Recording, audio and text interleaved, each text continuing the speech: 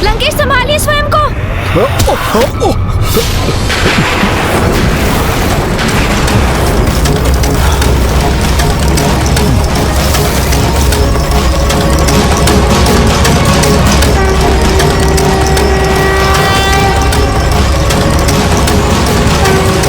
जय शिव शंकर शंभू।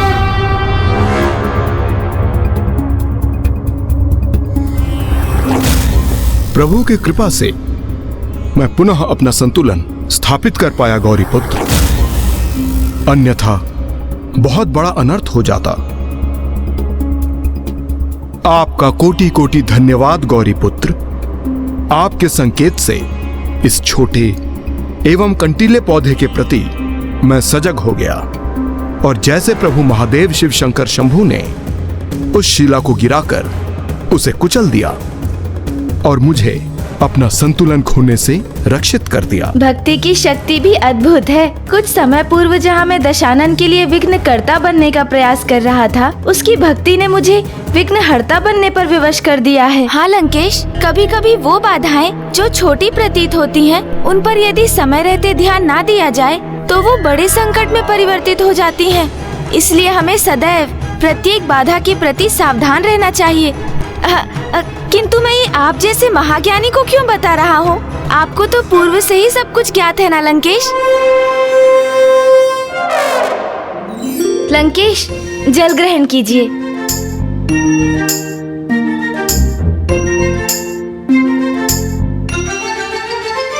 चतुर गणेशा। आपने तो अपनी इस बाधा पर विजय प्राप्त कर ली, किंतु प्रभु पिपलाद के समक्ष तो सूर्य देव के रूप में एक बहुत बड़ी बाधा प्रकट हुई थी। तो फिर प्रभु पिपलाद ने सूर्य देव का सामना कैसे किया लंकेश? चंद्रदेव, मंगल और बुध, ये सभी तो प्रभु पिपलाद को रोकने में असमर्थ हो गए थे, किंतु राहु केतु द्वारा प्रसारित उस काल सर्प योग के प्रभाव में अब सूर्य देव भी आ चुके थे, जिनका उद्देश्य किसी प्रकार प्रभु पिपलाद को शनि देव के समक्ष जाने से रोकना था। प्रभु पिपलाद हर छोटी बड़ी बाधाओं पर विजय प्राप्त कर आगे बढ़ने के लिए कटिबद्ध थे। फिर वो बाधा सूर्य देव ही क्यों ना हो, जो अपने कण कण से अत्यंत तप्त किरणों को प्रवाहित कर प्रभु पिपलाद का मार्ग रोकने के लिए तत्पर थे। सूर्यदेव के ताप का सामना कदापि नहीं कर सकेगा ये मायावी बालक।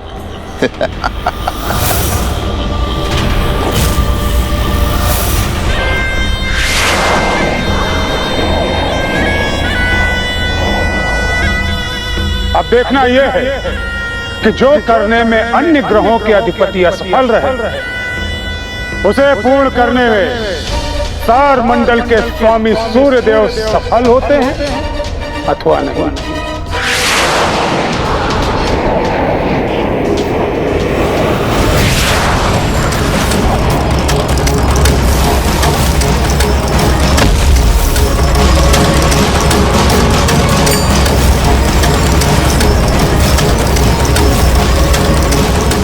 बालक, मेरे सौर्य मंडल में मेरी अनुमति के बिना कोई प्रवेश नहीं कर सकता। तुम कैसे चले आए? अन्याय के विरुद्ध संघर्ष के लिए किसी की अनुमति की आवश्यकता नहीं होती सूर्यदेव। इसीलिए मैं जो यहाँ करने आया हूँ वो मैं करके ही लौटूंगा।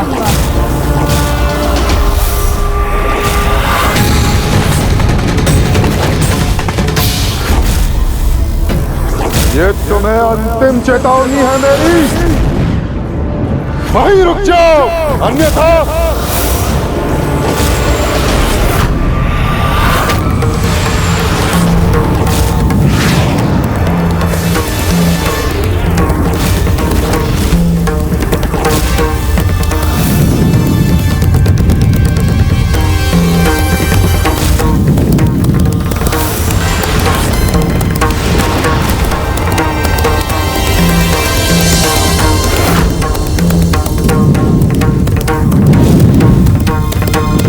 बुद्ध जी, हमें सूर्यदेव को रोकना होगा। ठहरिए, हम इसमें हस्तक्षेप नहीं कर सकते।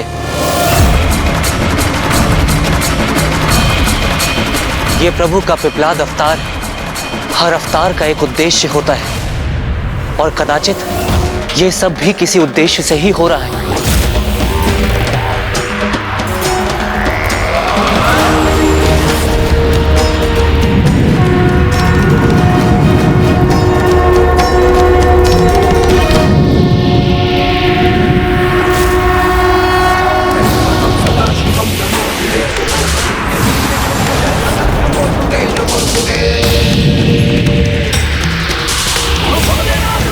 ये क्या? ये बालक तो मेरी शक्तियों को ही सोखने लगा है। शक्ति विहीन कर रहा है मुझे ये, मेरी ही शक्तियों से। ये कैसे संभव है? कैसे संभव है ये? इस मायावी बालक ने तो सूर्यदेव की किरणों को ही सोख लिया, उनके ताप को क्षीण कर दिया। ये कैसे संभव है?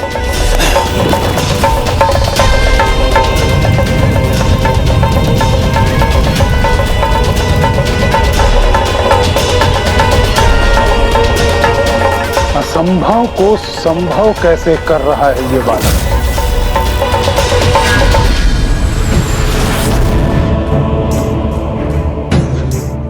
जो कभी नहीं हुआ वो कैसे होगी? ये कैसे संभव? मेरे ही तेज से इसने स्वयं को तेजोमय कर लिया।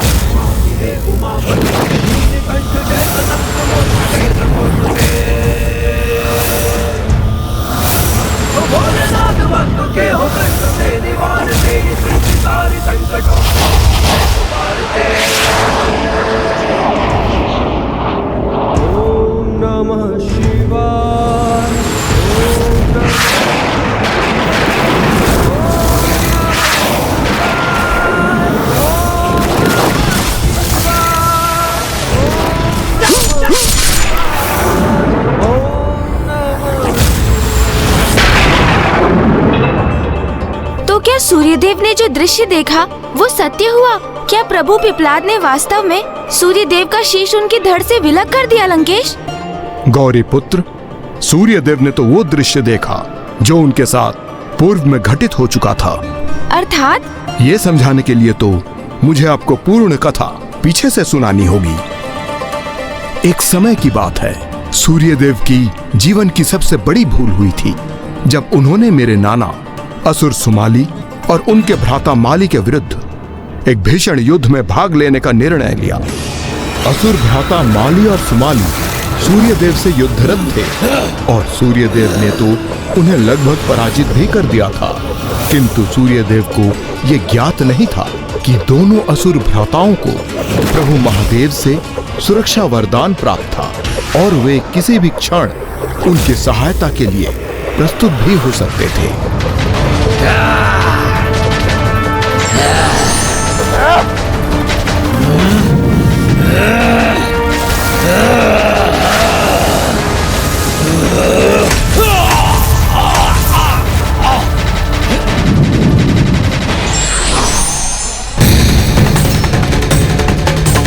हे महादेव, इन अधर्मियों की रक्षा मत कीजिए, वध करने दीजिए मुझे इनका।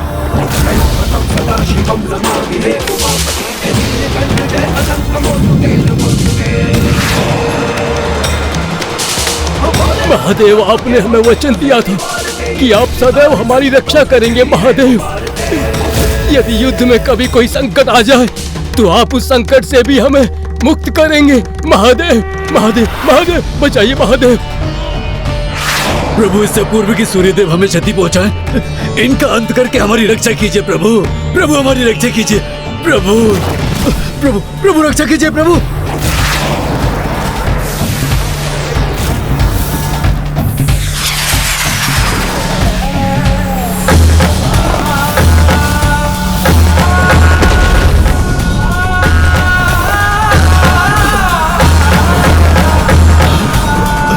महादेव, मैं आपसे विनती करता हूं, इनकी रक्षा मत कीजिए, वध करने दीजिए मुझे इनका।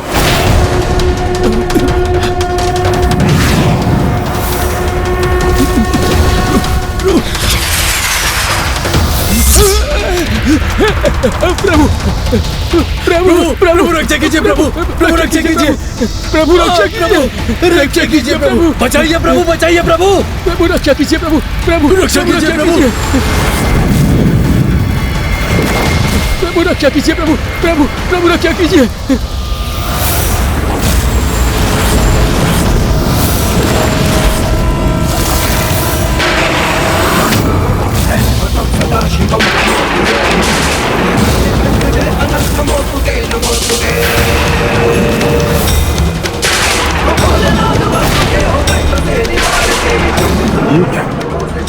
महादेव मुझ पर ही लक्ष्य साध रहे हैं।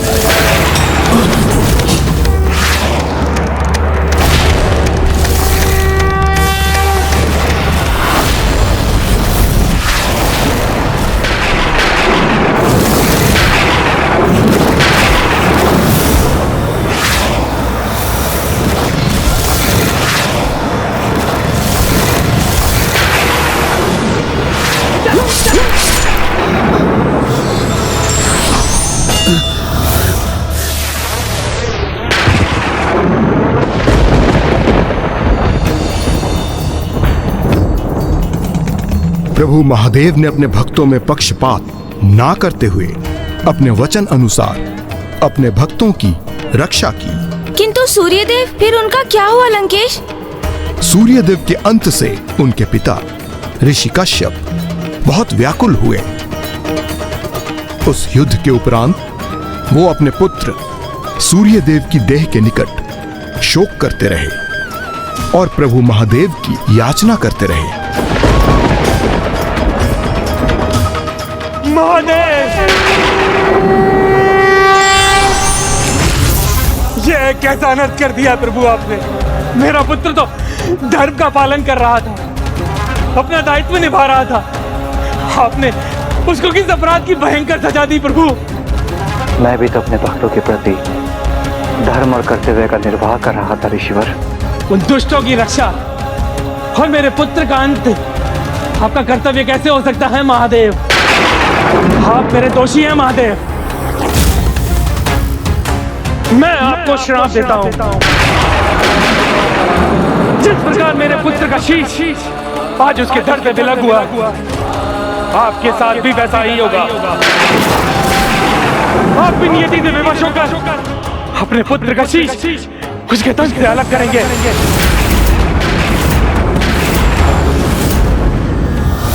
और ऋषि कश्यप के उसी श्राप के कारण आपके पिता प्रभु महादेव शिव शंकर द्वारा आपके शिष्य के विलग होने का संयोग उत्पन्न हुआ था।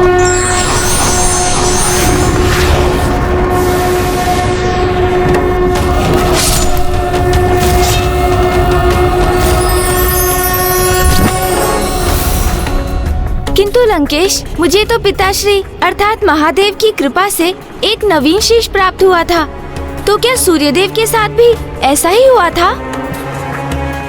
ऋषि कश्यप ने मेरे प्रभु को इतना भयंकर श्राप दिया, किंतु मेरे प्रभु महादेव शिव शंकर अत्यंत क्षमाशील और घोर कृपा निधान हैं। ऋषि कश्यप से श्राप पाकर भी बिना क्रोधित हुए उन्होंने अपनी कृपा दृष्टि से सूर्यदेव को पुनः जीवित कर दिया। ऋषिवर, स्वयं मुझे मेरे उन असुर भक्तों की रक्षा करने के लिए प्रस्तुत देखकर आपके पुत्र सूर्यदेव अपने धर्म पथ से विचलित नहीं हुए, उन असुरों का अंत करने का प्रयास करते रहे। इसी प्रकार अपने धर्म पर अडिग रहकर उन्होंने मुझे उनकी धर्मपरायणता, कर्तव्य निष्ठा और पराक्रम से प्रभावित किया है। इसलिए मैं उन्हें प्राण दान देता हूं।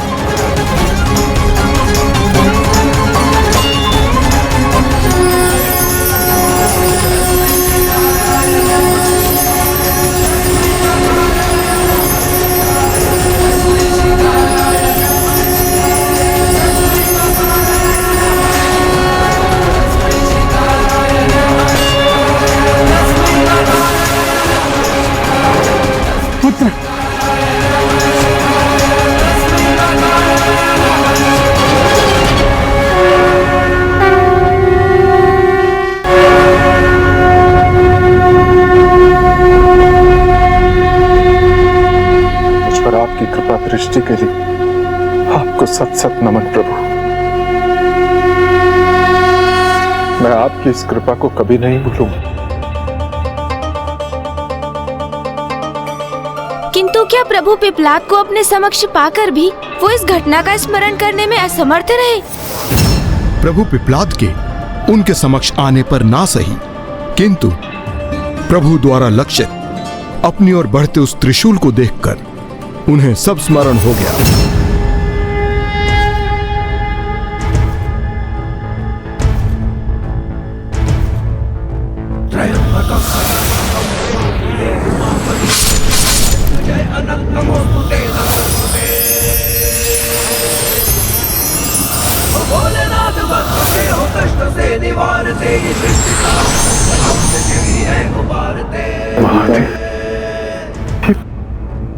ओम नमः शिवाय। प्रणाम प्रभु। ओम नमः शिवाय। ओम नमः शिवाय। ओम नमः शिवाय। ओम नमः शिवाय। ओम नमः शिवाय।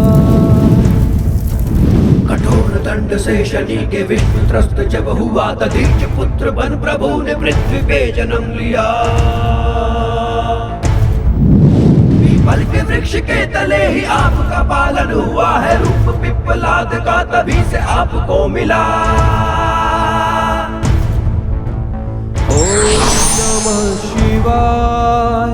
ओम नमः शिवाय। अपने इस भक्त से इस चंदन की भेंट स्वीकार कीजिए प्रभु। ओम नमः शिवाय। ओम नमः शिवाय। ओम नमः शिवाय।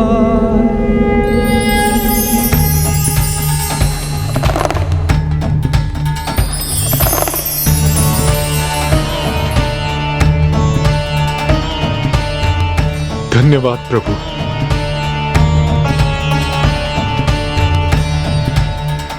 आइए प्रभु।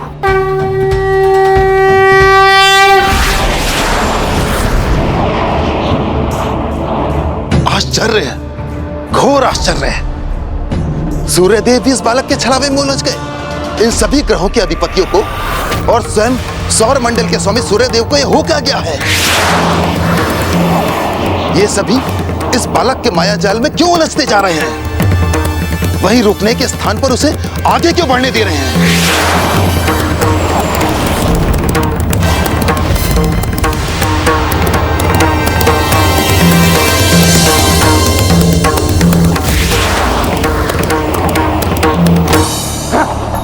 सूर्यदेव से तो कुछ अपेक्षा करना ही व्यर्थ था। जो अपने पुत्र को ही ना रोक सके, वो भला किसी अन्य बालक को क्या रोकेंगे?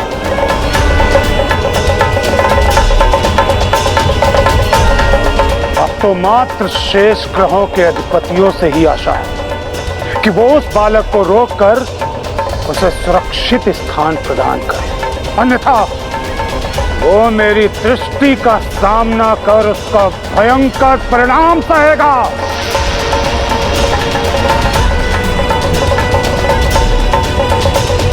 देव गुरु बृहस्पति, सावधान रहिएगा इस बालक से। इसके छलावे में आए बिना इसे लौटा दीजिएगा।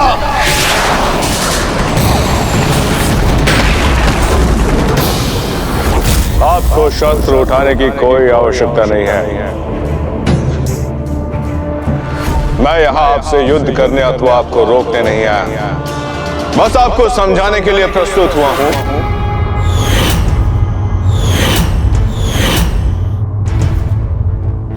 ये कैसा विचित्र अनुभव हुआ मुझे। कैसा दृश्य देखा मैंने, जैसे कि मैं इस बालक के समक्ष शशीय रूप में स्थित हूँ।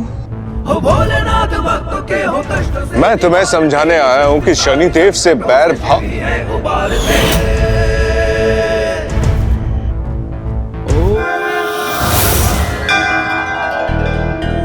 मैं कह रहा था कि तो देवगुरु बृहस्पति ने भी प्रभु पिपलाद को रोकने का प्रयास किया, किंतु वो सभी दृश्य जो उनके समक्ष प्रकट हो रहे थे, उनका क्या अर्थ था लंकेश? वो दृश्य तो देवगुरु के अतीत की उस घटना से संबंधित थे, जब उन्हें अपना नाम और देव गुरु का पद प्राप्त हुआ था। अर्थात ऋषि अंगिरा सृष्टि रचयिता ब्रह्मदेव के मानस पुत्रों में से थे। उनकी अर्धांगिनी देवी स्मृति से उनको 2 पुत्रों की प्राप्ति हुई, जिनमें से एक थे जीव। शांत स्वभाव और कुशाग्र बुद्धि के स्वामी थे। जीव ने अपने पिता को गुरु मानकर उनसे विद्या प्राप्त की और समस्त शास्त्रों के ज्ञाता बने। किंतु एक दिवस उनके पिता ने कहा, आरंभिक शिक्षा के उपरांत प्रत्येक मनुष्य का कर्तव्य होता है कि गृह से बाहर एक योग्य गुरु से शिक्षा एवं मार्गदर्शन प्राप्त करे। और पिता के इन वचनों से प्रेरित होकर जीव ने शिव शंकर शंभु को ही अपना गुरु मान लिया और प्रभु के पार्थिव शिवलिंग को गुरु के रूप में एक उच्च स्थान पर स्थित कर उनकी आराधना आरंभ कर दी। ओम नमः शिवाय। ओम चंद्रशेखर चंद्रशेखर चंद्रशेखर शिवाय। चंद्रशेखर चंद्रशेखर चंद्रशेखर पाहि मां। रत्नसानुशरासनं रजताश्रीनिकेतनं शिरनीकृतभगिरमच्युताय सायकां क्षिप्रदग्धपुरत्रायं त्रिदिवादगैरभिवन्दितं चन्द्रशेखरमाश्रये ममता करिष्यति वै यमः। भस्मदिग्धकलेवरं भवनाशनं भवं जयं चन्द्रशेखरमाश्रये।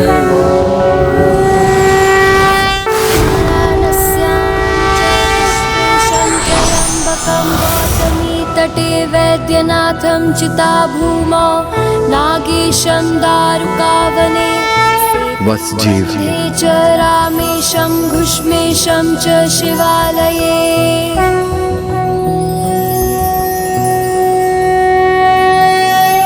तुम्हारी तपस्या पूर्ण हुई, कहो क्या वरदान चाहते हो? प्रणाम महादेव, मैं आपके दर्शन पाकर धन्य हो गया। मैं आपको अपने गुरु के रूप में प्राप्त करना चाहता हूं। तथास्तु तथास्तु तथास्तु।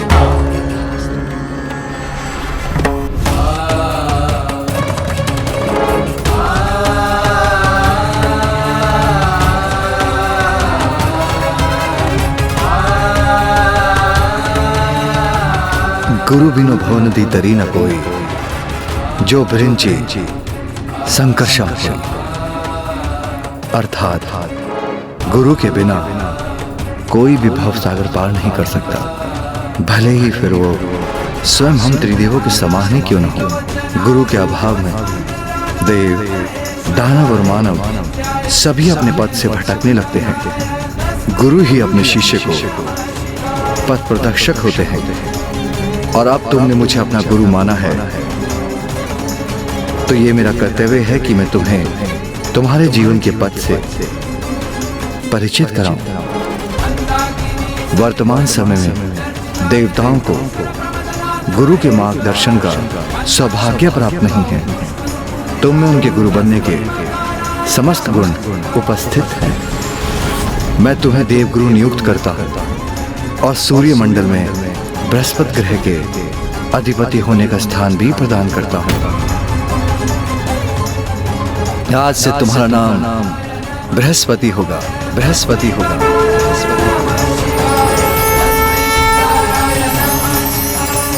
देवगुरु बृहस्पति, आज से आप बुद्धि, दर्शन एवं समस्त धर्म शास्त्रों के स्वामी होंगे और सब जगत के हित हेतु सदैव प्रेरित रहेंगे, सदैव प्रेरित रहेंगे। मैं समझ गया लंकेश कि यही कारण है कि देवगुरु बृहस्पति को प्रभु पिपलाद के रूप में उनके गुरु क्यों दिखाई दे रहे थे। देवगुरु बृहस्पति द्वारा इन दृश्यों को देखकर उनके सामने सत्य का उजागर हुआ और वे काल सर्प दोष के प्रभाव से मुक्त हो गए।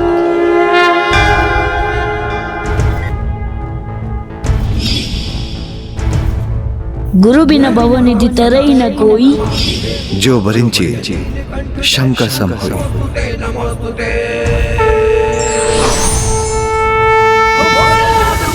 हो कष्ट से निवार ये क्या कर रहा था मैं?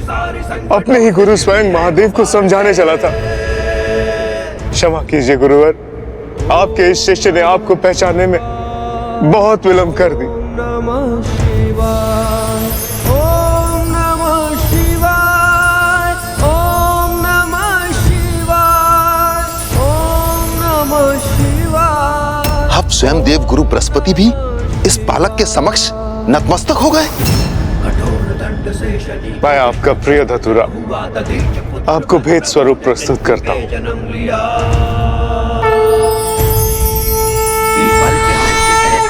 आपका पालन हुआ है, रूप पिप्पलाद का तभी से आपको मिला।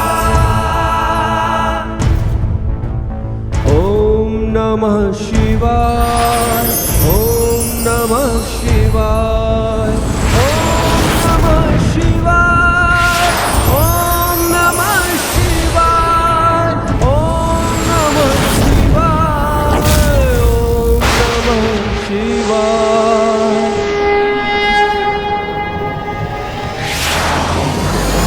कौन है ये बालक जिसे स्वयं देव गुरु भी समझा कर लौटाने में असफल हो गए?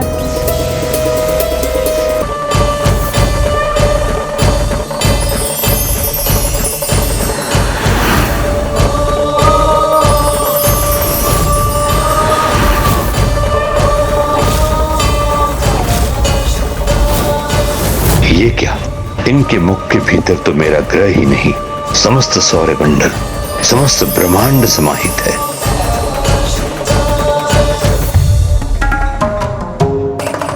क्या हुआ लंकेश? असुर गुरु शुक्राचार्य को प्रभु पिप्पलाद के मुख में ब्रह्मांड दिखाई देते ही वो स्तब्ध क्यों रह गए?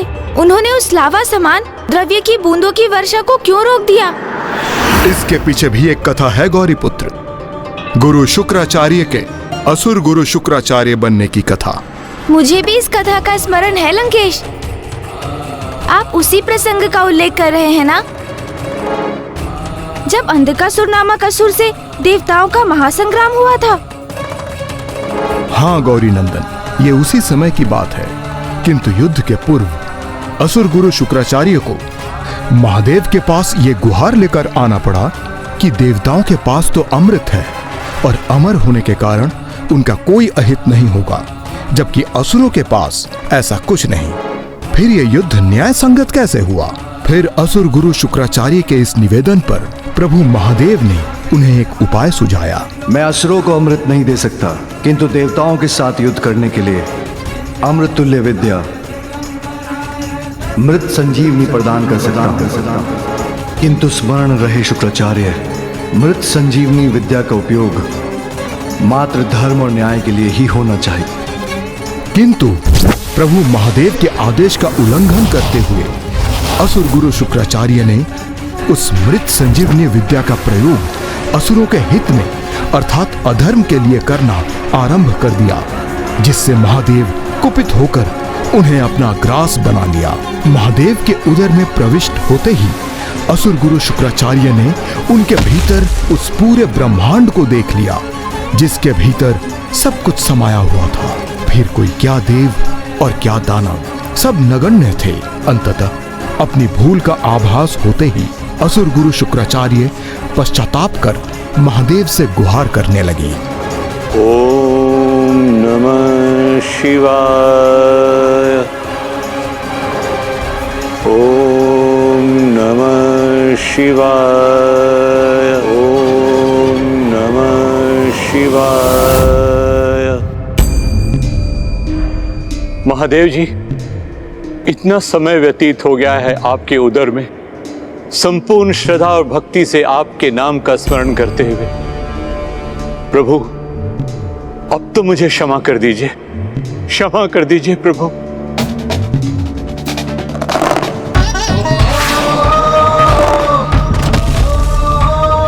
मैं आपकी आराधना एवं क्षमा याचना स्वीकार कर आपको मुक्त करता हूँ। आपकी प्रबल इच्छा शक्ति, भक्ति और ज्ञान से प्रभावित होकर मैं आपको सूर्यमंडल में एक स्थान प्रदान करता हूँ। आज से आप शुक्र ग्रह के अधिपति शुक्राचार्य कहलाएंगे। प्रभु पिप्लाद के समक्ष आते ही असुर गुरु शुक्राचार्य को देवासुर संग्राम के समय घटित उस घटना का स्मरण हो आया था। त्रयंबकं सदाशिवं नमामि हे उमापति जय अनंत नमोस्तुते नमोस्तुते। क्षमा कीजिएगा प्रभु, आपको पहचानने में मुझसे भूल हो गई। इस प्रकार उन सभी ने प्रभु पिप्लाद का सूर्यमंडल में स्वागत किया। अवश्य गौरी पुत्र, किंतु सूर्यमंडल में अभी भी कुछ ऐसे ग्रह अधिपति शेष थे जो प्रभु का स्वागत करने के लिए तैयार नहीं थे।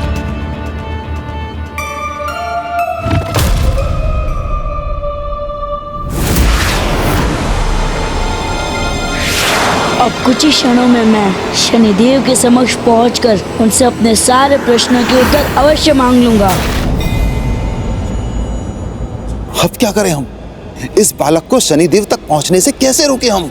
चिंता मत करो केतु, इस बालक को यहाँ पर प्रवेश तो करने दो, फिर शनिदेव के ग्रह तक पहुंचने से पूर्व वो हमारे काल सर्प योग के प्रभाव क्षेत्र में प्रवेश कर उससे तो प्रभावित होगा, हैं?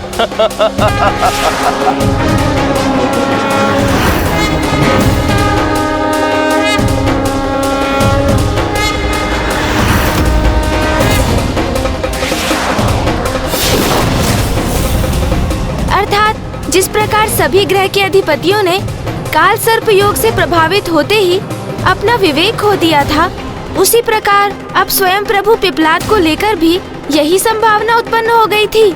कुछ योग ऐसे ही होते हैं गौरी पुत्र, जिनसे भगवान स्वयं भी सुरक्षित नहीं रह पाते।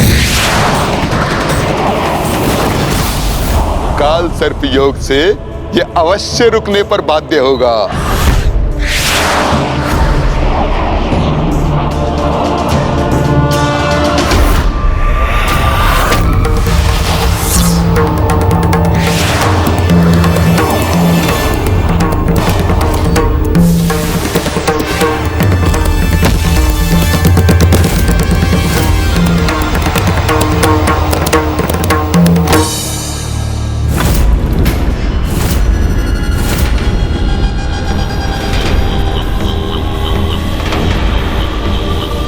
जो कार्य कोई अन्य न कर सका उसे राहु और केतु करने में सफल हो गए।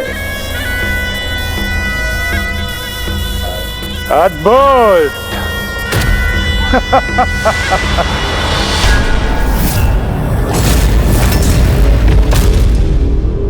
उस समय शनि दृष्टि के समान काल सर्प योग पे भी कोई नियंत्रण नहीं था। तो लंकेश, क्या प्रभु पिप्लाद पर भी काल सर्प योग का वैसा ही अहितकर प्रभाव हुआ जो अन्य ग्रहों के अधिपतियों पर हुआ था? सामान्य रूप से जो व्यक्ति काल सर्प योग से प्रभावित होता है उसका जीवन पूर्ण रूप से अस्थिर एवं अपमानजनक रहता है।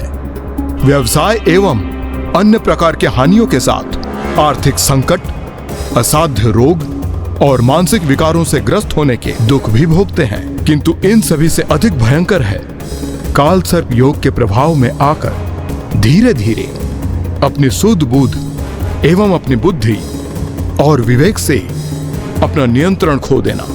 और यही राहु और केतु प्रभु पिप्लाद के साथ भी करना चाहते थे। इस बालक पर हमें अपने काल सर्प योग का सर्वाधिक शक्तिशाली प्रभाव करना होगा।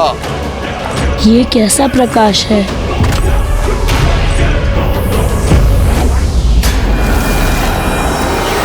होगा, अवश्य होगा। ये बालक भी पूर्ण रूप से काल सर्प योग से प्रभावित होगा।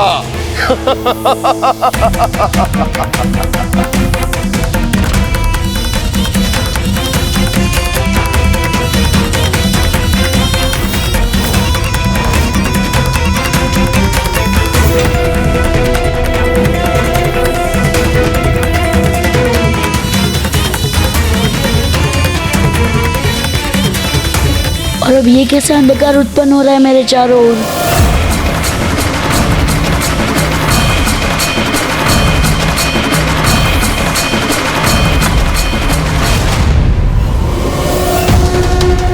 ये क्या स्थान है? कहाँ आ गया हूँ मैं?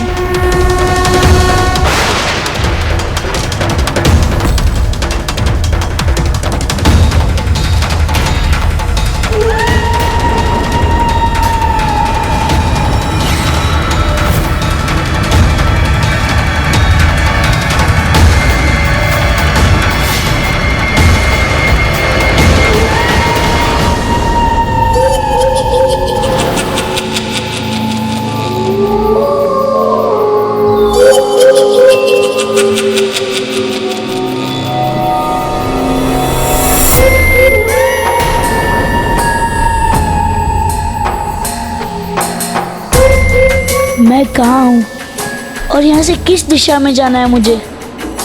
चिंता मत करो बालक, मैं करूंगा तुम्हारा मार्गदर्शन।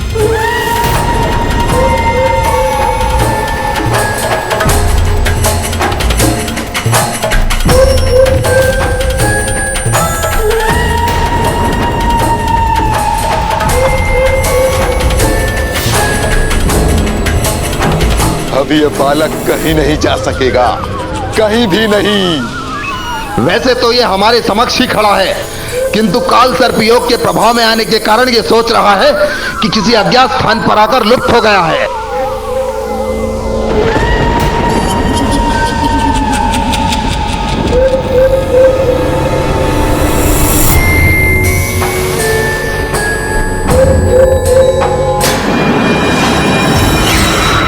तुम्हें बताऊंगा कि तुम्हें कहां जाना है। आगे बढ़ो, आगे।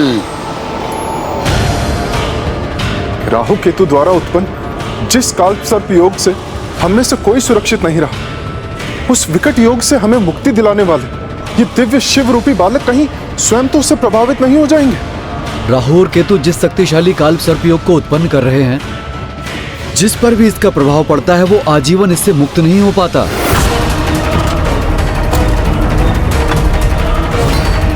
केतु, अब हम इस छलिया बालक पर प्रचंड काल सर्प योग का प्रभाव डालकर इसे लौटा देंगे और अन्य सभी ग्रहों के अधिपति इसी प्रकार स्तब्ध होकर देखते रहने पर विवश हो जाएंगे। हम शनिदेव से विशेष मित्रता का संबंध स्थापित करने में सफल हो जाएंगे और इस प्रकार हम सदैव उनकी दृष्टि से सुरक्षित रहेंगे।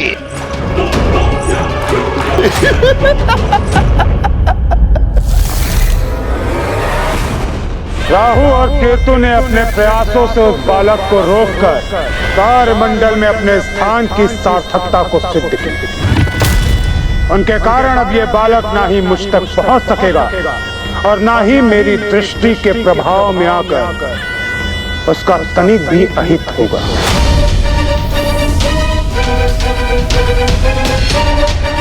मुझे पूर्ण आशा है कि अब ये दोनों इसे यहां से लौटाकर मुझसे दूर रखने में सफल हो जाएंगे। अब मैं छलिया बालक को दिखाऊंगा कि काल सर्प योग कैसे किसी को उसके दुर्भाग्य में उलझाकर उसके जीवन को रोग और विकारों से ग्रस्त करता है। इधर उधर क्या देख रहे हो बालक, आगे बढ़ो, मैं पथ प्रदर्शन करूंगा तुम्हारा। तुम्हें बताऊंगा कि तुम्हें कहां जाना है। आगे बढ़ो, आगे और आगे, आगे बढ़ते रहो।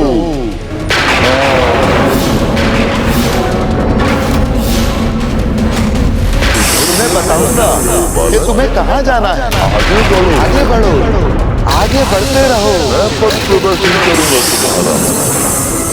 कदाचित मुझे इन नेत्रों की ओर ही बनना चाहिए।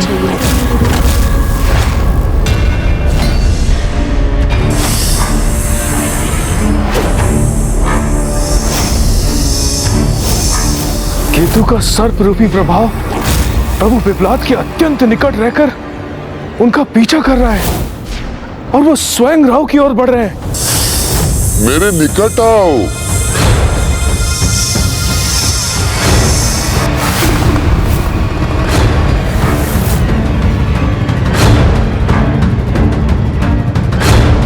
ये जो भी घटित हो रहा है किसका संकेत है? प्रभु की भव्य लीला का अथवा किसी घोर अनिष्ट का?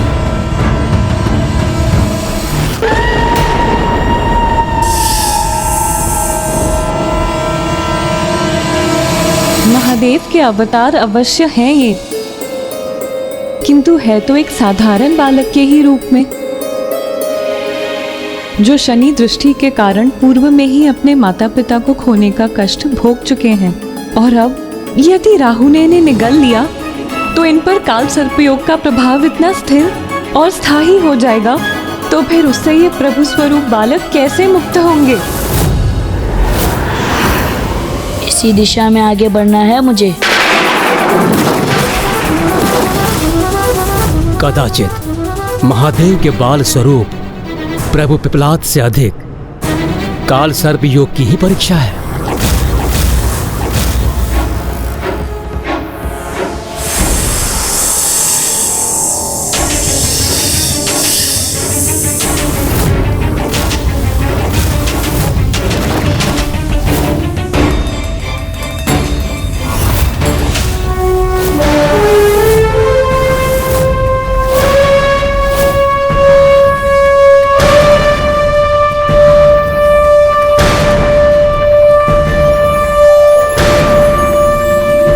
ऐसा प्रतीत हो रहा है काल सर्प योग के प्रभाव से मुक्त हो गए।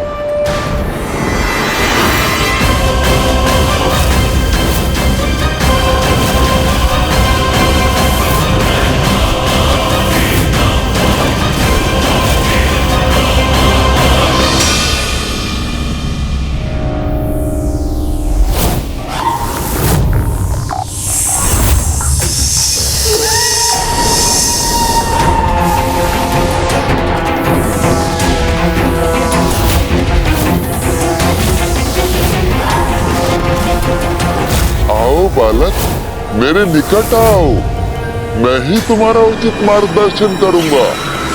आओ, आते जाओ। ये क्या प्रतीत होता है? प्रभु भी काल सर्प दोष योग से प्रभावित हो गए। ये तो अत्यंत अनिष्टकारी है सूर्यदेव। फिर प्रभु स्वयं को इससे कैसे मुक्त करेंगे?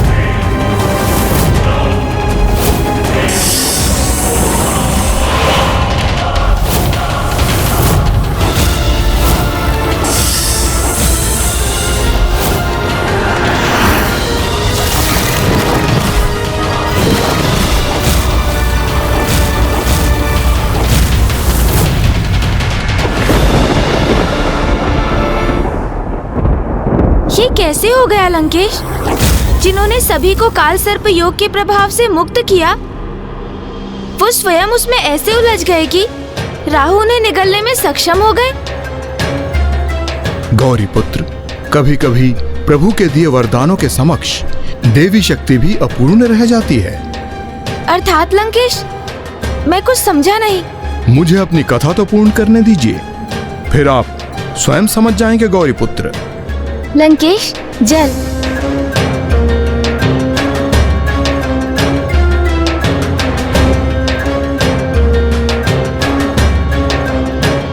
राहु तो यही समझ रहे थे कि उन्होंने प्रभु पिपलाद को अपने मुख में बंदी बना लिया है और वो अब उन्हें काल सर्प योग के दो प्रमुख प्रताड़नाएं अर्थात मानसिक एवं भावनात्मक यंत्रणाएं भी देना चाहते थे।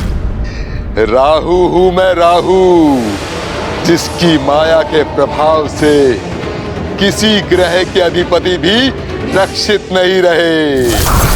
और अब वही राहु अपनी माया के प्रभाव से इस बालक को ऐसा अपार कष्ट देगा जिससे कि ये बालक यहाँ एक क्षण के लिए भी रुकने के स्थान पर प्रथम अवसर प्राप्त होते ही अपने कष्टों के निवारण हेतु यहाँ से लौटने के लिए विवश हो जाएगा।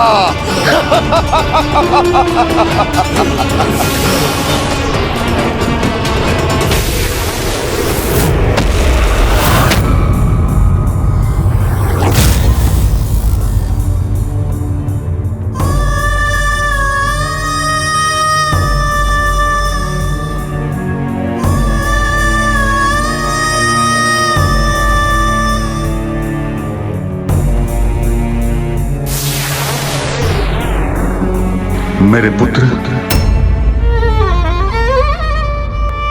मेरे पुत्र, मेरे पुत्र। पिताजी,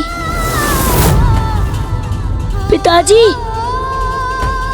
पिताजी, पिताजी, अब कहाँ हो? पुत्र, पुत्र। माता, माता, क्या ये मेरी माँ का स्वर है? माँ, क्या आप यही हैं? माता, माँ, माता।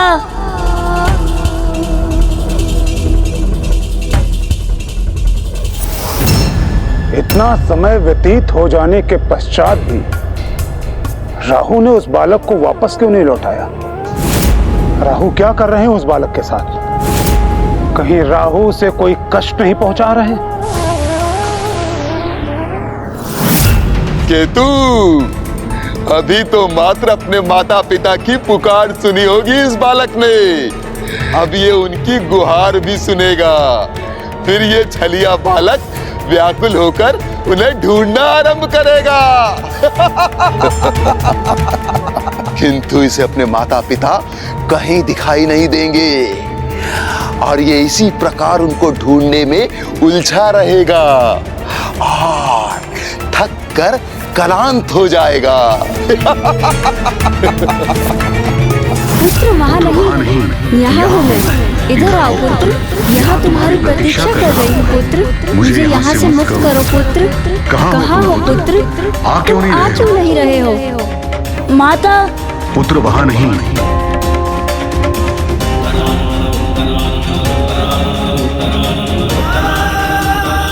माता और पिताश्री का स्वर तो सुनाई दे रहा है मुझे, किंतु मैं उन्हें ढूंढ नहीं पा रहा हूँ। माता, पिताश्री, माँ, आप यहाँ हैं?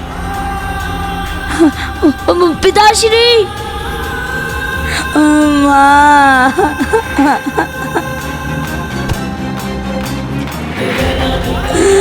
माँ, पिताश्री,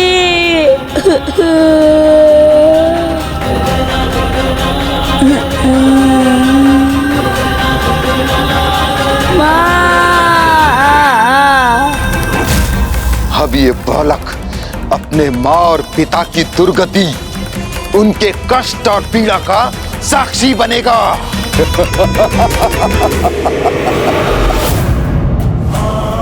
प्रभु के बाल स्वरूप की ये पीड़ा अब मुझसे सहन नहीं हो रही।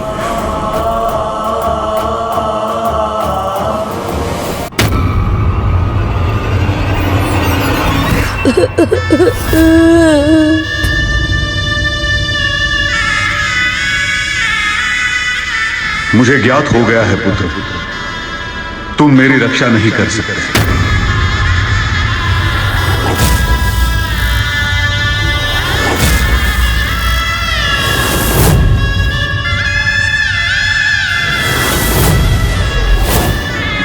पिताश्री, पिताश्री, पिताश्री, पिताश्री, पिताश्री, पिताश्री, पिताश्री कहाँ चले गए? पुत्र, मेरी भी रक्षा नहीं कर सकोगे तुम? माँ, माँ, माँ, माँ, माँ, माता, माँ, माता, माता, माँ, माँ, माँ, माँ,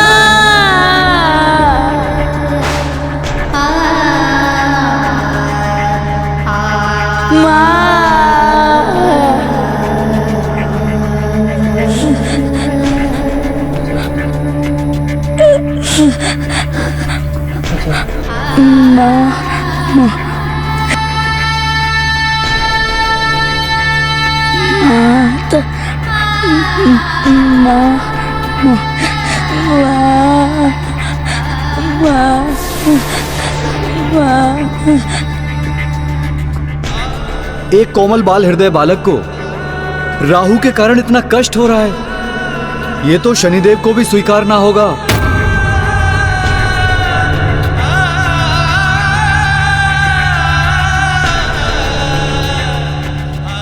मेरी तो यही आशा है कि राहु और केतु उस बालक को रोकने के लिए कोई यंत्रणा न दे दें, क्योंकि मैं तो स्वयं उसे उसके अहित से सुरक्षित रखने के लिए ही उसे लौटाने का प्रयास कर रहा हूं, जिससे ना ही वो मेरी दृष्टि का सामना करने पर विवश हो और ना ही कोई उसे अन्य पीड़ा हो।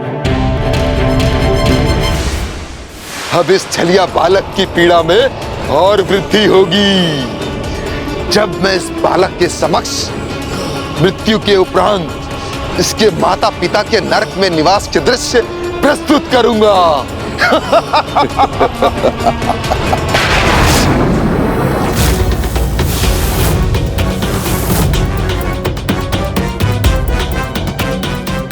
नहीं राहु, रुक जाओ।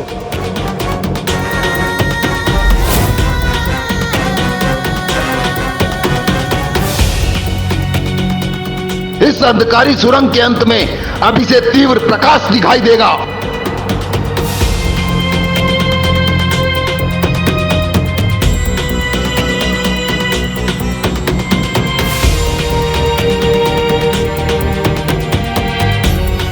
और अब ये उस प्रकाश की ओर बढ़ेगा।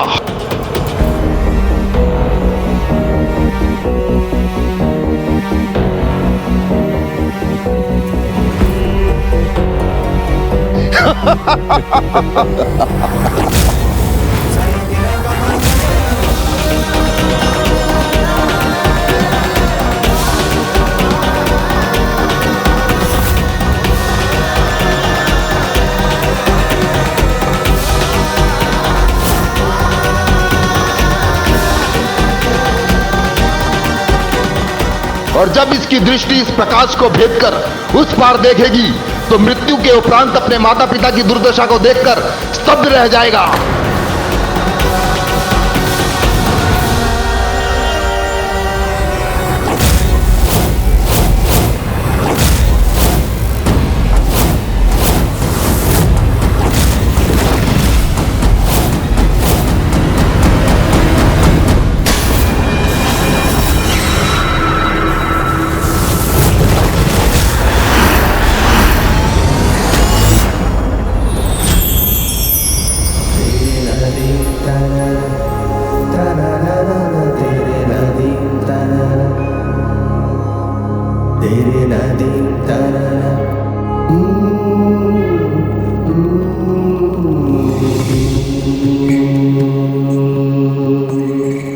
ऋषिवर, आज आप ही के कारण स्वर्गलोक का अस्तित्व सुरक्षित है।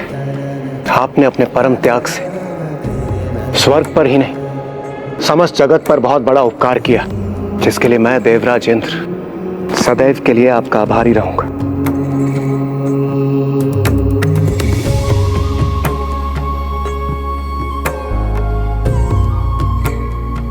हाँ ऋषिवर, स्वर्गलोक ही नहीं अपितु पृथ्वी, संपूर्ण सृष्टि आपके बलिदान के कारण ही आज सुरक्षित है। अन्यथा वो दुष्ट व्रतासुर सर्वत्र विनाश करता, संपूर्ण ब्रह्मांड को लील जाता हुआ और कुछ भी शेष नहीं रहता।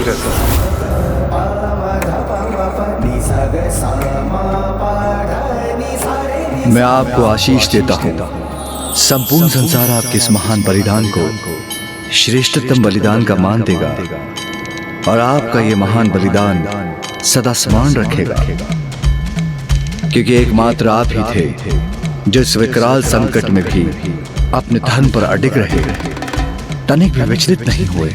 इसलिए आपका स्थान तो मेरे महानतम भक्तों में भी सर्वोच्च है।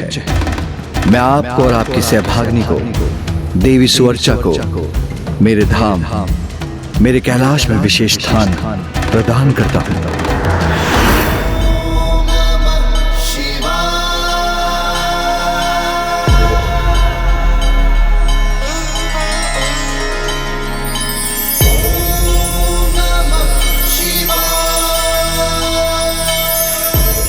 और फिर उन दोनों को स्वयं महादेव ने शिव धाम कैलाश में स्थान प्रदान किया।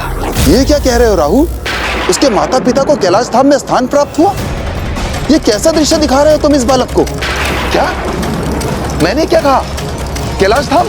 किंतु मैं तो इस बालक को नर्कलोक के दृश्य दिखाना चाहता था। किंतु वो दृश्य दिखाने में असमर्थ रहे ना, दृश्य दिखाने में असमर्थ रहे ना।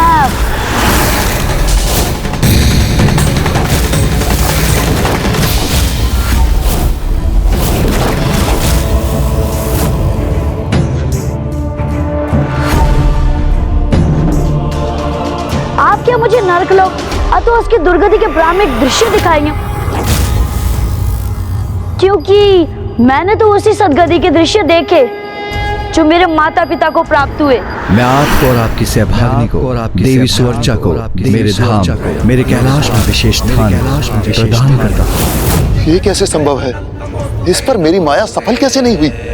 जिसके हृदय में और मन मस्तिष्क में सत्य और धर्म का वास होता है, जो अपने कर्म और कर्तव्य के प्रति निष्ठावान होता है और जो सभी प्रकार से स्वच्छ एवं पवित्र रहता है, वो किसी के माया जाल में प्रभावित नहीं होता है राहु जी, चाहे वो तुम्हारा काल सर्प योगी क्यों ना हो।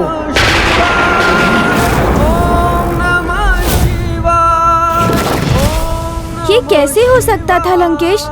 जिन्होंने शेष ग्रहों को काल सर्प योग से मुक्त कराया, उन्हीं प्रभु पिपलाद को राहु केतु भला कैसे अपनी माया में उलझा सकते थे?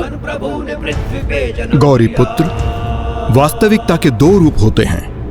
पहला जो दिखाई देता है और दूसरा जिसका आधार विश्वास होता है। प्रभु पिपलाद ने राहु केतु के अति आत्मविश्वास को अपना अस्त्र बनाकर न केवल उसकी माया का सामना किया, अपितु उन्हें ही माया में डाल दिया। छलिया मायावी बालक, तुम मेरे मुख से बाहर कैसे निकले? मैंने कोई छल नहीं किया। यदि आपको प्रतीत होता है कि आपने मुझे निगल लिया, तो ये केवल आपकी भ्रांति थी, क्योंकि मैंने तो कभी आपके मुख में प्रवेश नहीं किया। आपके ही माया ने आपको ही प्रभावित कर आपके भीतर भ्रम उत्पन्न किया।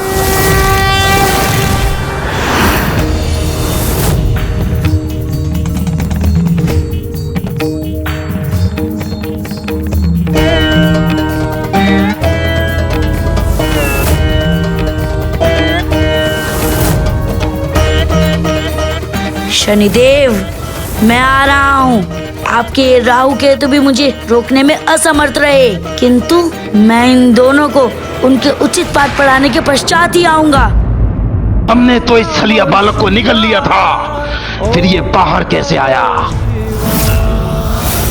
यदि आपको प्रतीत होता है कि आपने मुझे निगल लिया, तो ये केवल आपकी भ्रांति थी, क्योंकि मैंने तो कभी आपके मुख में प्रवेश नहीं किया। आपके ही माया ने आपको ही प्रभावित कर आपके भीतर भ्रम उत्पन्न किया। नमः शिवाय। राहु केतु को यह प्रतीत होने लगा था कि उन्होंने प्रभु को अपने काल सर्प योग में उलझा लिया है, लेकिन वास्तविकता में जो हुआ है वो तो उसके विपरीत है। महादेव के बाल स्वरूप ने तो राहु केतु की माया को ही भंग कर दिया। यदि प्रभु पिपलाद ने राहु के मुख में प्रवेश किया ही नहीं, तो उन्हें इतनी मानसिक वेदना क्यों हुई? राहु केतु भला उन्हें क्या वेदना दे पाते? ये तो प्रभु की लीला थी। जो राहु केतु देखना चाहते थे, प्रभु पिपलाद उन्हें वही दिखा रहे थे, ताकि दोनों को लगे कि वे अपनी योजना में सफल हो गए हैं। किंतु मानसिक पीड़ा तो काल सर्प योग का एक प्रमुख परिणाम है, जिसके प्रभाव से उभर पाना असंभव के समान है। और ऐसी अवस्था में व्यक्ति निराश और हताश होकर अपने सुख को ही खो देता है। प्रभु पिपलाद तो काल सर्प योग के प्रभाव को निरस्त करने में समर्थ थे, किंतु उनके स्थान पे यदि कोई और व्यक्ति होता तो वो काल सर्प योग के प्रभाव से कभी मुक्त न हो पाता। फिर तो ऐसे अहितकारी काल सर्प योग का निवारण तो अवश्य होना चाहिए। मुझे अपनी कथा को आगे बढ़ाने की अनुमति दीजिए गौरी पुत्र। आपको अपने प्रश्नों का उत्तर उसी में ही मिल जाएगा। मुझे अपने मुख में लेकर काल सर्प योग से प्रभावित करना चाहते थे। नर्क कैसा होता है ये दिखाना चाहते थे ना मुझे आप। तो अब मैं आपको वास्तविक नर्क से परिचित करवाता हूँ।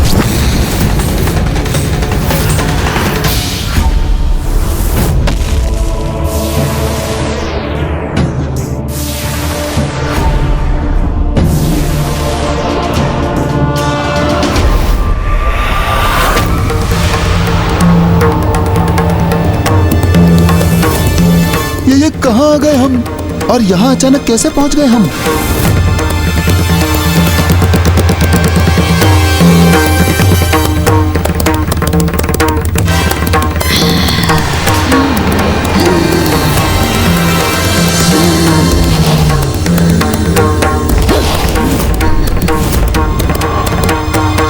अब ये कैसा संकट है? ये किसने जड़ दिया हमें?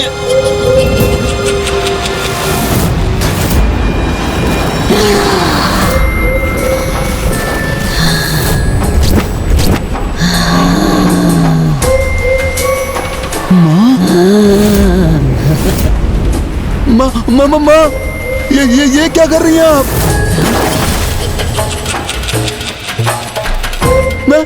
मैं तो आपका ही पुत्र हूँ माँ, और मैं कहते हूँ माँ, माँ हमारे साथ ऐसा मत कीजिए माँ, मत कीजिए माँ। मेरा पुत्र राहु केतु, मुझे क्षमा करना पुत्र। इस वृद्धावस्था के कारण तुम्हारी ये माँ अत्यंत विवश हो गई है। कितने समय से मुझे कोई आहार प्राप्त नहीं हुआ है, क्योंकि इस निर्जन स्थान पर कोई मेरा आहार बनने आया ही नहीं। इसलिए भोजन प्राप्त करने के लिए मैं व्याकुल हो गई। मुझे देखो पुत्र, असुरों को जिसने जन्म दिया, उन्हें दुष्टता और बुराई का पाठ सिखाया, उसका परिणाम देखो। आज किस प्रकार तुम्हारी वही माँ जल के भीतर स्थिर रहकर परछाइयों को बांधकर अपना भोजन प्राप्त करने पर विवश है। ब्रह्मदेव के वरदान स्वरूप परछाइयों को बंदी बनाकर अपना भोजन बनाने का मेरा ये सामर्थ्य मुझे अपना वरदान नहीं, अपने अभिशाप के समान प्रतीत होता है। मैं तो अपने कुकर्मों का फल भोग ही रही हूँ, परंतु तुम तो अपने सुकर्मों से मेरी नियति बदल सकते हो ना? बोलो पुत्र, तुम अपने सुकर्मों से मेरी नियति को बदलोगे ना? बदलोगे ना पुत्र मेरा भाग्य?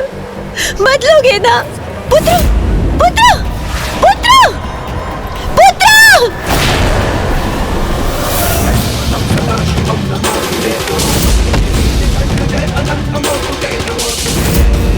देखा है अपने माँ की दुर्गति। अब मुझे आशा है कि कुछ सुकर्म कर आप अपने माँ और अपने पूर्वजों की गति सुधार लेंगे।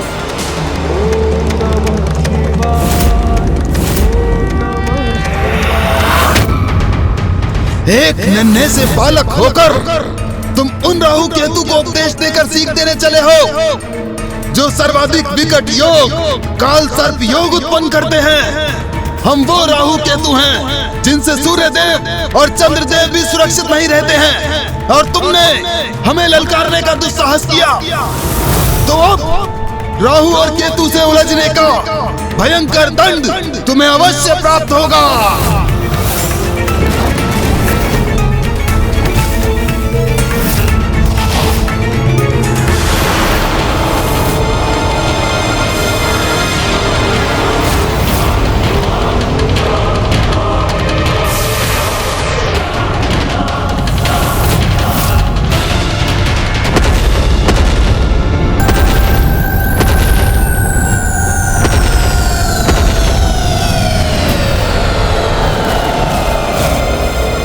राहु ने तो अत्यंत विकट संकट उत्पन्न कर दिया बालक पिपलाद के लिए। केतु अत्यंत उग्र प्रतीत हो रहे हैं। यह तो बहुत बड़ा संकट उत्पन्न हो गया है।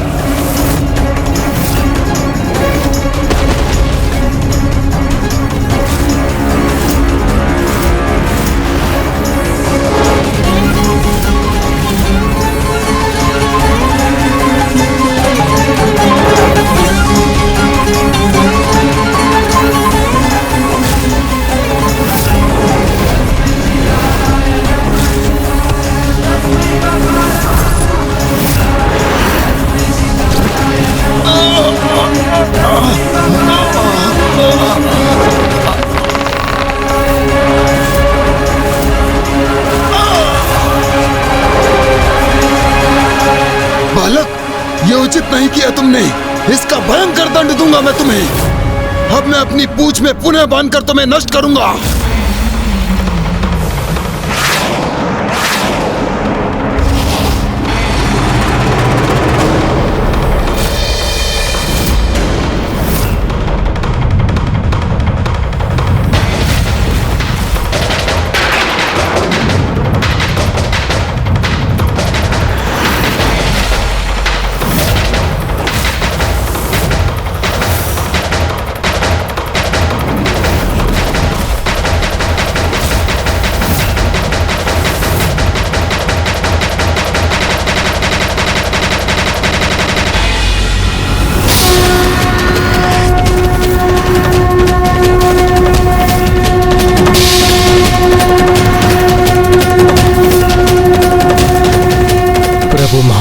के स्वरूप में बालक पिपलाद ने अपनी तृतीय नेत्र की शक्ति को क्रियान्वित किया है। यदि यह त्रिनेत्र खुल गया तो उसकी क्रोधाग्नि से राहु और केतु का विनाश निश्चित है।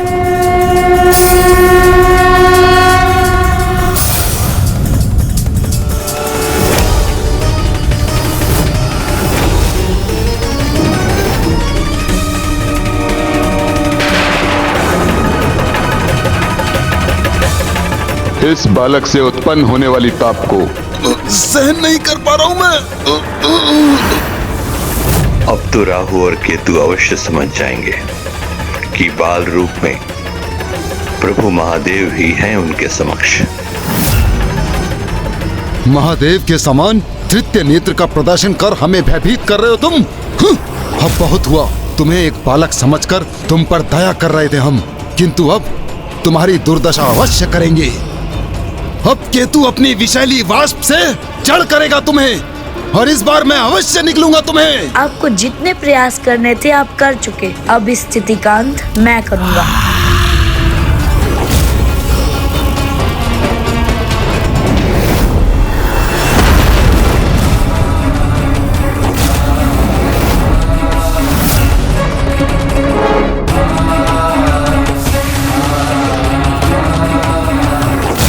ये बालक इतना विशालकाय कैसे हो गया, और अब हमारे साथ क्या करने जा रहा है ये?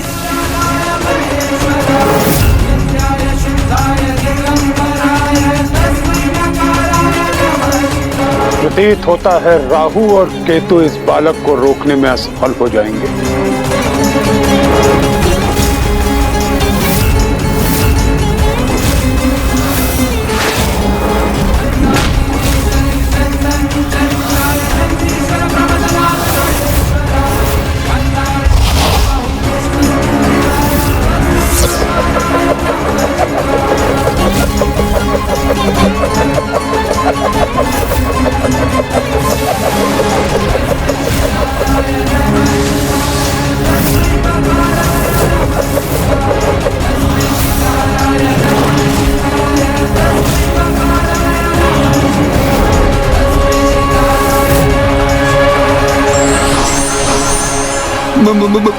महादेव,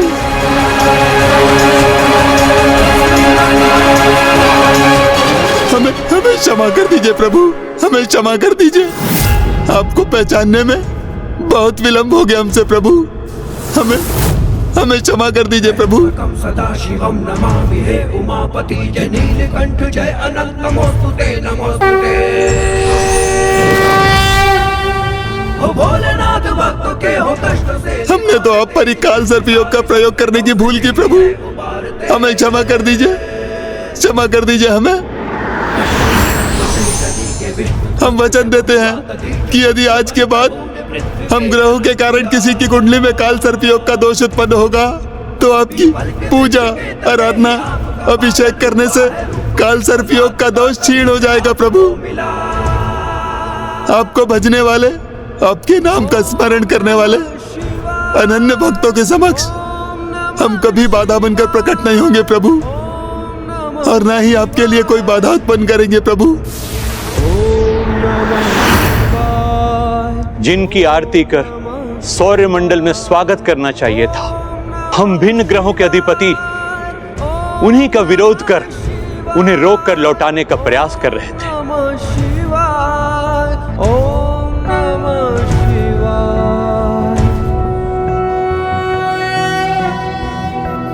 नागेन्द्रहाराय त्रिलोचनाय भस्मांगरागाय महेश्वराय नित्याय शुद्धाय दिगंबराय तस्मै नकाराय नमः शिवाय।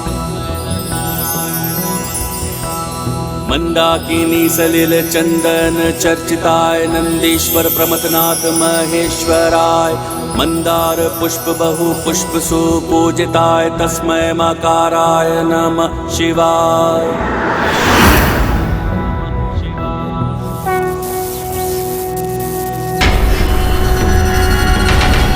प्रतीत होता है समस्त ग्रहों के अधिपति एकजुट होकर इस बालक को रोकने का प्रयास कर रहे हैं। ग्रहाधिपतियों, कुछ भी करिए, कुछ भी, किंतु इस बालक को मेरे निकट पहुंचने से रोकिए, क्योंकि यदि एक बार ये बालक मेरे निकट पहुंच गया तो इसका विनाश निश्चित है। त्र्यंबकं यजामहे सुगंधिं पुष्टिवर्धनम् उर्वारुकमिव बन्धनान् मृत्युर्मुक्षीयमामृता। प्रभु पिप्लाद के कारण महादेव की पूजा और भक्ति के रूप में जगतवासियों को काल सर्पयोग अर्थात कुंडली के सर्वाधिक भयंकर माने जाने वाले दोष के प्रभाव से मुक्ति प्राप्त करने का सहज सरल उपाय प्राप्त हो गया। क्यों, मैंने उचित कहा ना लंकेश? अब काल सर्प योग पे तो नियंत्रण हो गया था, किंतु अभी भी शनि देव की दृष्टि पर कोई नियंत्रण नहीं था और प्रभु पिप्लाद अब स्वयं शनि देव की ओर बढ़ रहे थे।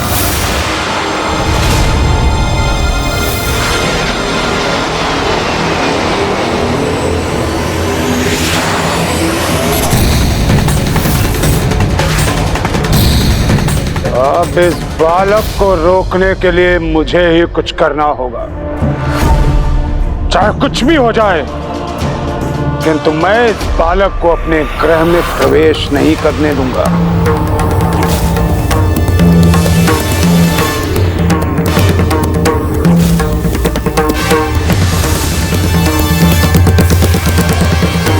मेरे ग्रह के ये चक्र बाधा बनकर इस बालक को अवश्य रोक देंगे।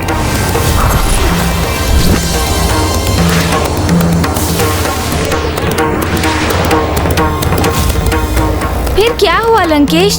शनि देव के चक्रों को भेद कर उन तक पहुंचना वास्तव में इतना संकटमय था?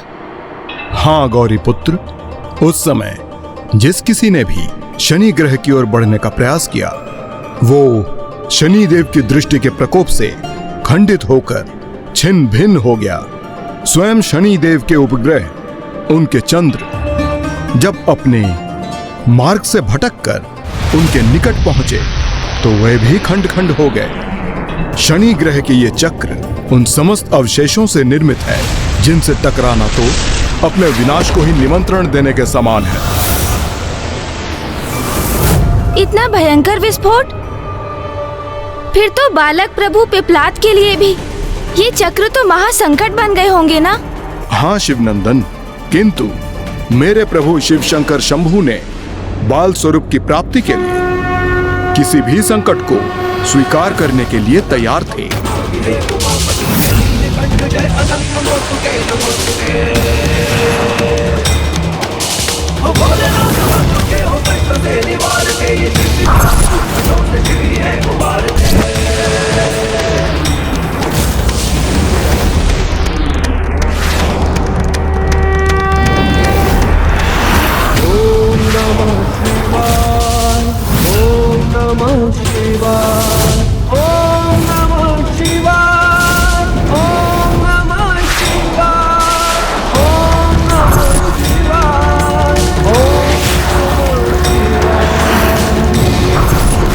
सुनो मेरी चेतावनी, अंतिम अवसर देता हूं मैं तुम्हें, लौट जाओ यहां से।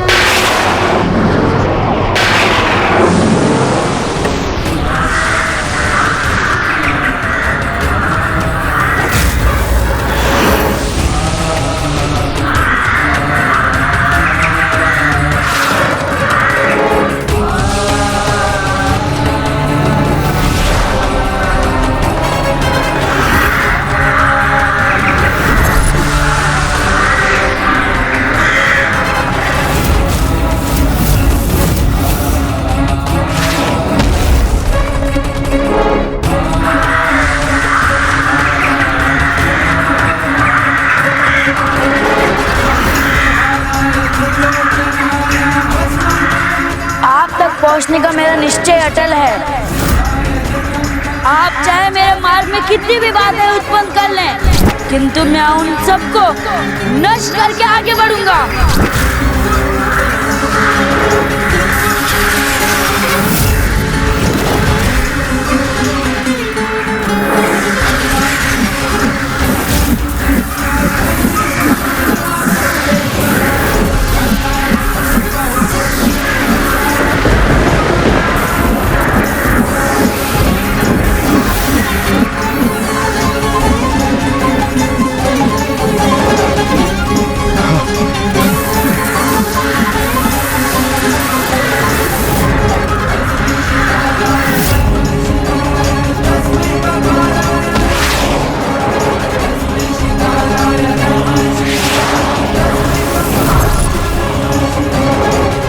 आश्चर्य! ये कैसे संभव कर दिया इस बालक ने?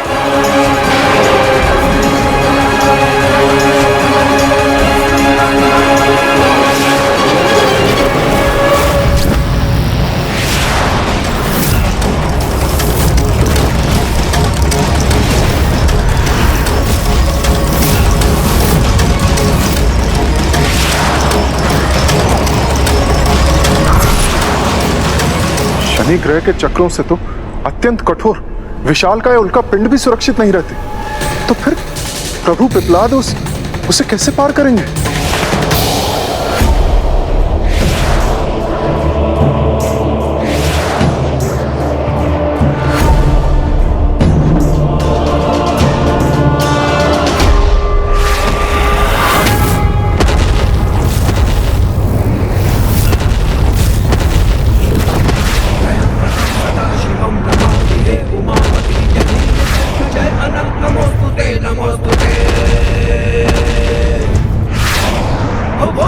मेरी शक्ति ही मेरी ढाल बनेगी।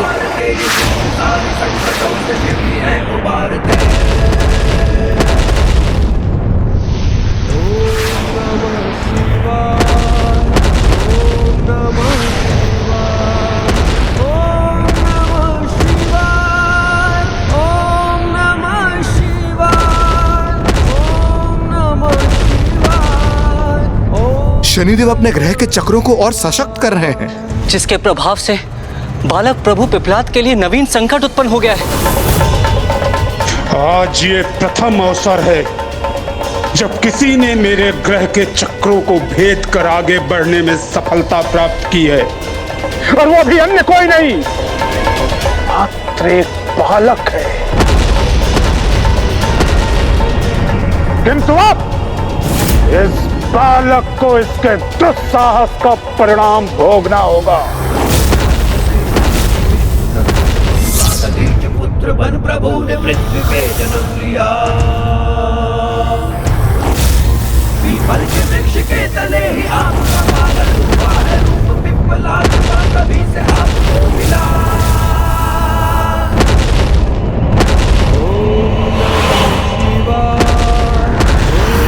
प्रतीत होता है शनिदेव प्रभु पिप्लाद को रोकने हेतु अपनी संपूर्ण शक्तियों का प्रयोग करने के लिए तत्पर हो रहे हैं, जिसका परिणाम अत्यंत भीषण होगा।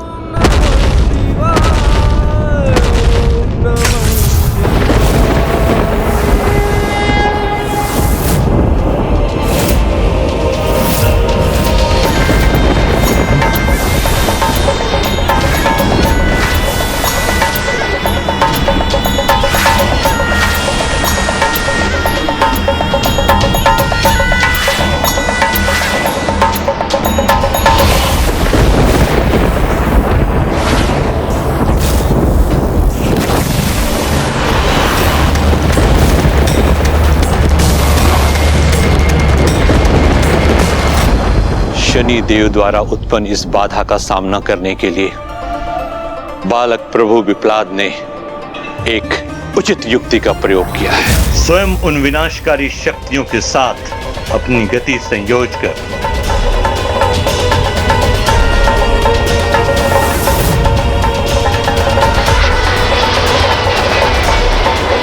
ये कैसा अनूठा सामर्थ्य है इस बालक में। मेरे ग्रह चक्रों की विनाशकारी शक्ति का भी सामना करने में कैसे सक्षम हो रहा है ये।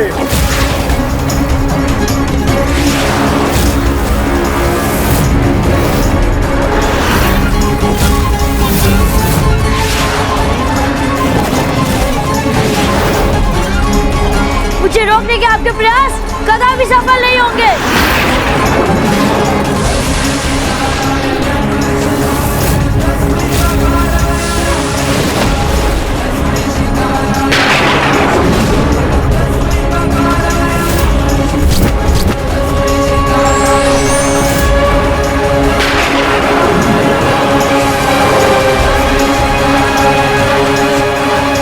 जिसका इतना अनूठा सामर्थ्य वो कोई साधारण बालक नहीं हो सकता, तो फिर कौन है ये बालक?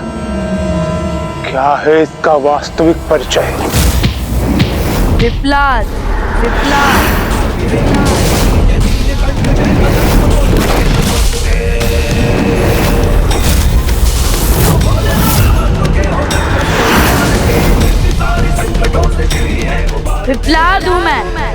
पिपलाद जिसके साथ आपने बहुत बड़ा अन्याय किया है।